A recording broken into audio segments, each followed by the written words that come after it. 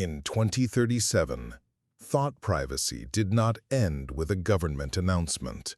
It ended with a product launch.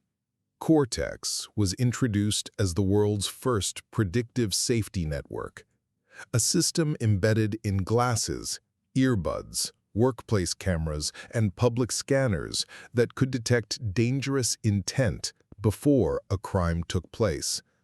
The company behind it promised a safer civilization. They said it would identify rage before assault, panic before stampede, obsession before stalking, and deception before betrayal. For the first time in history, society was offered a machine that did not wait for action. It watched the possibility of action.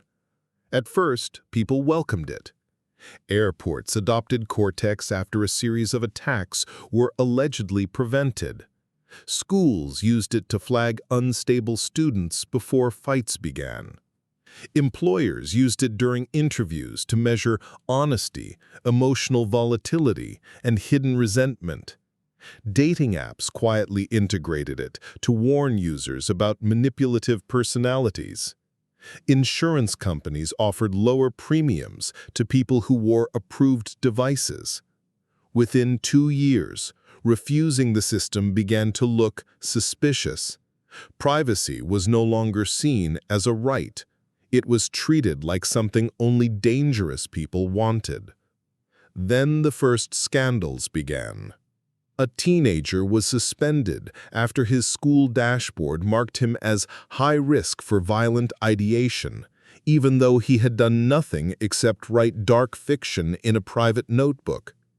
A nurse was removed from hospital duty after Cortex detected suppressed hostility during a double shift, which turned out to be exhaustion.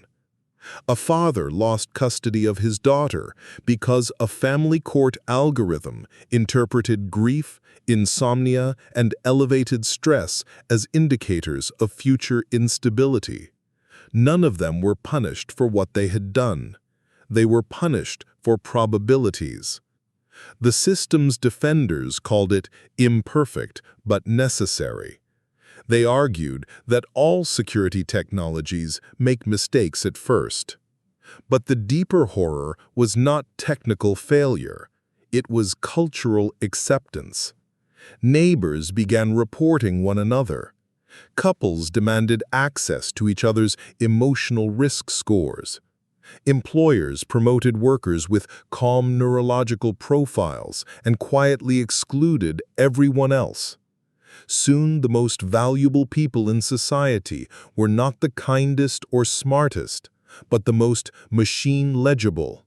Historians now describe Cortex as the invention that changed the meaning of innocence.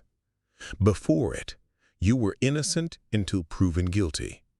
After it, you were suspicious the moment a machine detected the shape of a future it did not like.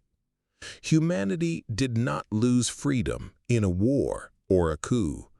It surrendered it for convenience, safety, and the comforting illusion that a prediction was the same thing as the truth.